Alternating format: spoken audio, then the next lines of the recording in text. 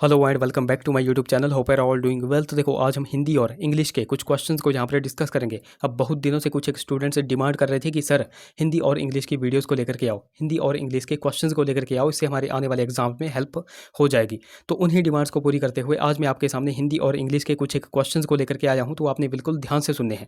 अच्छा, कुछ एक स्टूडेंट्स की क्वेरी भी रहती है कि सर आप हिंदी और इंग्लिश की वीडियोज़ को कंटिन्यू नहीं रखते हो, हिंदी और इंग्लिश के क्वेश्चन को लेकर के नहीं आते हो। तो मैं आपको यहाँ पर बता दूँ कि ये सारा डिपेंड करता है आपके रिस्पॉन्स पे। अगर आपका रिस्पॉन्स अच्छा रहता है तो मैं वीडियोस को कंटिन्यू करूंगा। अब देखो, आपका रिस्पॉन्स, ये जो हिंदी और इंग्लिश वाली वीडियोस होती हैं उन पे रिस्पॉन्स उतना अच्छा नहीं रहता है। आपका रिस्पॉन्स अच्छा रहता है जो हिस्ट्री वाली क्लास हो गई, पॉलिटी हो गई, जियोग्राफी हो गई, उन वाली क्लास में आपका रिस्पॉन्स जो है तो अच्छा रहता है। बट मैं आपको यहाँ पर बता देता हूँ कि अगर आपका रिस्पॉन्स इन वाली क्लासेस में भी अच्छा रहता है तो हम इन वीडियोज़ को भी कंटिन्यू करेंगे। बट अगर आपका रिस्पॉन्स इन वाली वीडियोज़ पे डल रहता है तो मैं वीडियोज़ को कंटिन्यू नहीं रखूँगा। बाकी मैं यहाँ पर आपको बता दूँ कि इससे पहले हम पार्ट 3 यानी कि 3 वीडियोज़ ऑलरेडी डिस्कस कर चुके हैं, जिनमें हमने सिर्फ और सिर्फ हिंदी इंग्लिश के क्वेश्चंस को डिस्कस करके रखा हुआ है। तो अगर आपने वो वाली वीडियोज़ अभी तक नहीं देखी है तो इस वीडियो के डिस्क्रिप्शन में जाएँ, वहाँ पर हिंदी एंड इंग्लिश क्वेश्चंस करके लिंक दिया गया होगा, उस लिंक पर क्लिक करके आप उन वीडियोज़ को देख सकते हैं। बाकी आज हम पार्ट नंबर 4 को डिस्कस करेंगे और इन क्वेश्चंस को हम बिल्कुल डिटेल में डिस्कस करेंगे। बाकी अभी तक अगर आपने हमारे चैनल को सब्सक्राइब नहीं किया है तो चैनल को सब्सक्राइब कर दें, साथ में बेल आइकन को जरूर प्रेस करें, साथ में इस वीडियो को लाइक जरूर कर दें। तो क्वेश्चन नंबर हमारा 10 है। तो एंटोनियम आपको बताना है रूथलेस का। अब एंटोनियम क्या होता है, तो वो होता है विपरीतार्थक शब्द। तो रूथलेस का आपको विपरीतार्थक शब्द बताना है, अपोजिट मीनिंग बताना है। तो अपोजिट मीनिंग बताने के लिए पहले आपको रूथलेस का हिंदी मीनिंग पता होना चाहिए। तो रूथलेस का हिंदी मीनिंग क्या होता है, तो वो होता है निर्दयी आप कह सकते हो, या फिर आप क्रूर कह सकते हो, तो वो होता है रूथलेस। तो इसका अपोजिट हो जाएगा मर्सीफुल। अब मर्सीफुल क्या होता है, तो वो होता है दयालु या फिर तरस करने वाला। तो ऑप्शन यहाँ पर डी बिल्कुल करेक्ट हो जाएगा। अगले क्वेश्चन की बात करें, क्वेश्चन नंबर हमारा 11 है। तो करेक्टली स्पेल्ड वर्ड आपको यहाँ पर बताना है, जो बिल्कुल करेक्ट वर्ड यहाँ पर दिया गया है वो आपको यहाँ पर बताना है। तो करेक्ट वर्ड एम्बेजल की आपको स्पेलिंग बतानी है। एम्बेजल की करेक्ट स्पेलिंग कौन सी है, तो कौन सी हो जाएगी, तो वो हो जाएगी ऑप्शन डी में एम्बेजल। ऑप्शन यहाँ पर डी करेक्ट हो जाएगा। EMBEZZLE ऑप्शन यहाँ पर डी करेक्ट हो जाएगा। और एम्बेजल का हिंदी मीनिंग भी आपको पता होना चाहिए। तो इसका हिंदी मीनिंग होता है हड़प कर लेना या फिर चोरी करना, ये आप यहाँ पर कह सकते हो। अगला क्वेश्चन नंबर हमारा 12 है। Baggage can be covered dash loss और एक्सीडेंट ड्यूरिंग ट्रैवल। तो baggage can be covered against loss और एक्सीडेंट ड्यूरिंग ट्रैवल। ऑप्शन यहाँ पर ए बिल्कुल करेक्ट हो जाएगा, अगेंस्ट। क्वेश्चन नंबर 13 की अगर बात की जाए, meaning of the idiom to show the white feathers. तो ईडम का मीनिंग बताना है आपको। अब ईडम क्या होता है, ईडम और फ्रेज होते हैं मुहावरे और लुकाक्तियाँ। यानी कि आपके पास मुहावरा दिया गया है, तो मुहावरा आपके पास दिया गया है to show the white feather. तो to show the white feather का आपको मीनिंग यहाँ पर बताना है। इसका मीनिंग क्या होता है, तो इस मुहावरे का मीनिंग होता है to show sign of cowardice. Option यहाँ पर एक करेक्ट हो जाएगा।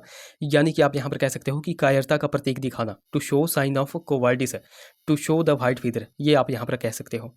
अगले क्वेश्चन की बात करें। अच्छा, एक इंपॉर्टेंट ईडम और फ्रेज में आपको यहाँ पर बता देता हूँ, जो कि हमीरपुर बोर्ड के ही एग्जाम में पूछी गई थी, तो वो भी आपको ध्यान में रखनी है। तो आपसे पूछा गया था फ्ली मार्केट। फ्ली मार्केट का आपको ईडम और फ्रेज पूछी गई थी। तो फ्ली मार्केट होती क्या है, तो ऐसी मार्केट जहाँ पर सेकंड हैंड चीज़ें जो है तो बेची जाती हैं, यानी कि street market selling second hand goods. तो ये भी आपको यहाँ पर पता होना चाहिए। फ्ली मार्केट क्या होती है, सेकंड हैंड गुड्स को बेचने वाली, ये आपको यहाँ पर पता चल गया। अगले क्वेश्चन की बात करें, क्वेश्चन नंबर हमारा 14 है। देवस्थान में समास है। अब यहाँ पर आपसे आपके सामने समास पूछे गए हैं। तो समास आपको पहले पता होना चाहिए कि समास के कितने टाइप्स होते हैं, यानी कि भेद होते हैं। तो समास के टोटल 6 भेद होते हैं। तो वो 6 भेद कौन कौन से होते हैं, तो उनमें अव्ययी भाव समास आ जाता है, तत्पुरुष समास आ जाता है, द्वंद्व समास आ जाता है, कर्मधारय आ जाता है, द्विगु समास आ जाता है और बहुव्रीहि समास आ जाता है।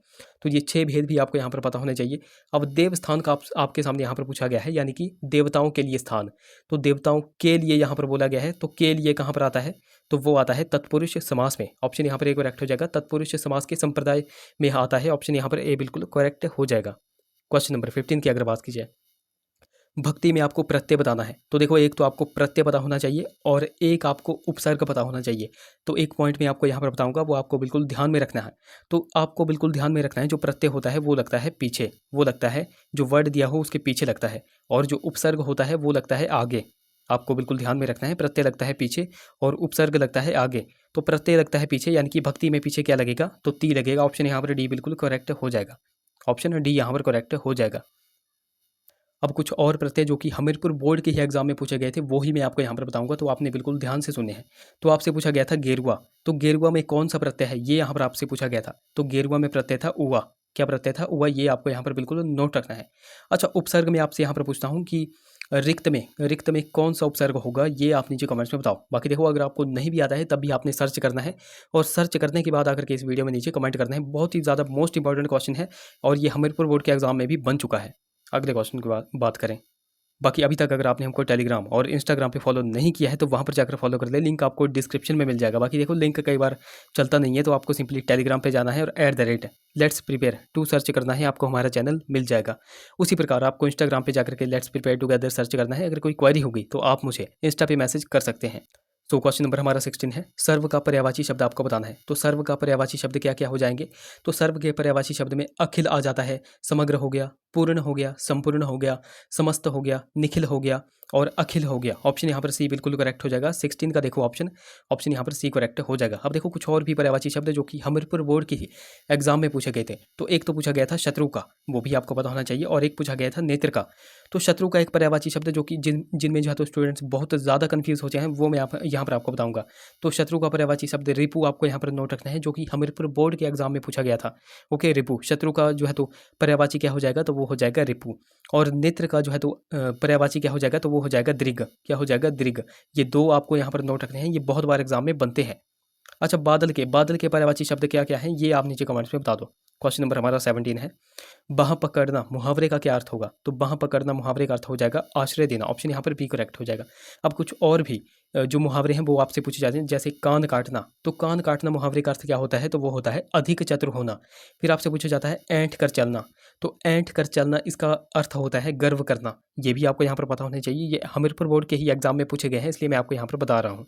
सो नेक्स्ट हमारा क्वेश्चन है, क्वेश्चन 1 आप स्क्रीन पर देख सकते हैं। तो एंटोनिम आपको बताना है इम्प्रोप्राइटी का। तो इम्प्रोप्राइटी का जो अपोजिट मीनिंग होता है, तो उसका पहले आपको हिंदी मीनिंग पता होना चाहिए। तो इम्प्रोप्राइटी क्या होता है? तो इम्प्रोप्राइटी होता है अनौचित्य, या फिर आप कह सकते हो हद से ज़्यादा, या फिर आप अगर सिंपल फॉर्म में याद रखना चाहते हैं तो आप कह सकते हो कि अनुचित व्यवहार। तो इसका जो है तो राइट ऑप्शन क्या हो जाएगा? ऑप्शन यहाँ पर एक करेक्ट हो जाएगा, डेकोरम। डेकोरम जो है तो इसका राइट ऑप्शन हो जाएगा। अब डेकोरम का हिंदी मीनिंग क्या होता है? तो डेकोरम का हिंदी मीनिंग होता है मर्यादा, या फिर आप कह सकते हैं उचित व्यवहार। सो ऑप्शन ए यहाँ पर करेक्ट हो जाएगा। क्वेश्चन नंबर 2 की अगर बात की जाए, 1 वर्ड सब्स्टिट्यूट आपको बताना है explicit understanding to do something, यानी कि आपको वाक्यांश में एक शब्द बताना है। तो ये आपके सामने दिया गया है explicit understanding to do something, तो इसका राइट ऑप्शन हो जाएगा प्रॉमिस। ऑप्शन यहाँ पर डी बिल्कुल करेक्ट हो जाएगा। क्वेश्चन नंबर 3 की अगर बात की जाए, the waiter took the plates dash after we had finished eating. तो थर्ड का देखो राइट ऑप्शन क्या हो जाएगा? ऑप्शन यहाँ पर सी करेक्ट हो जाएगा, the waiter took the plates away after we had finished eating. Option यहाँ पर सी बिल्कुल करेक्ट हो जाएगा। क्वेश्चन नंबर 4 की बात करें, जो कि आपसे ईडम पूछी गई है, to pay 1 back in the same coin. To pay 1 back in the same coin, तो इसका राइट ऑप्शन हो जाएगा option C, to retaliate. To retaliate मतलब आप कह सकते हो कि प्रतिशोध लेना, बदला लेना। ओके, ये आप यहाँ पर कह सकते हो। To pay 1 back in the same coin means to retaliate, यानी कि बदला लेना। अगले क्वेश्चन की बात करें, क्वेश्चन हमारा 5 है, महाशय का संधि विच्छेद क्या होगा? तो महाशय का संधि विच्छेद क्या हो जाएगा? तो वो हो जाएगा महा प्लस आशय। ऑप्शन सी यहाँ पर करेक्ट हो जाएगा। क्वेश्चन नंबर 6 की अगर बात की जाए, हस्तलिखित में समास कौन सा होगा? तो हस्तलिखित में समास हो जाएगा तत्पुरुष। ऑप्शन यहाँ पर सी करेक्ट हो जाएगा, तत्पुरुष समास यहाँ पर होगा। अगला क्वेश्चन नंबर हमारा 7 है, धरा का पर्यायवाची शब्द क्या होगा? तो धरा क्या होती है? तो वो होती है पृथ्वी।